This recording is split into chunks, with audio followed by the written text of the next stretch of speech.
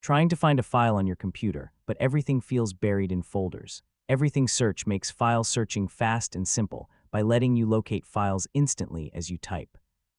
In this guide, I'll show you how to search files effectively using Everything Search, from basic searches to more precise filters. First, open Everything Search from your Start menu or desktop shortcut. When it launches, it quickly builds an index of your file names. Just wait a moment until the results populate, so, yeah, everything is fully ready before you start typing. Click into the search bar at the top and type part of the file name you're looking for.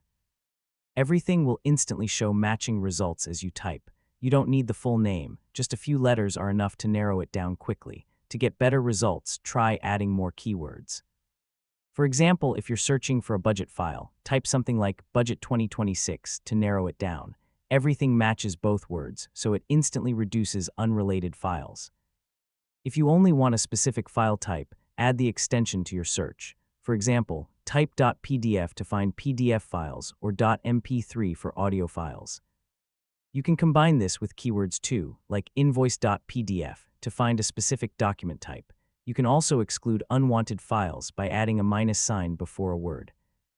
For example, project-old will remove anything with old in the name.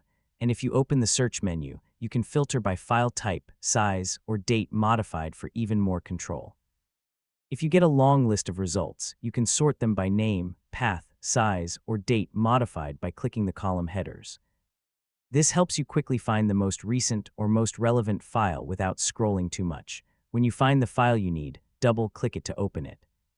Or right-click it to see options like Open Path, Copy Full Path, or Open Containing Folder. This makes it easy to jump straight to where the file is stored. And that's how to search files using Everything Search. Once you get used to it, finding anything on your computer becomes much faster, and way less frustrating. Thanks for watching.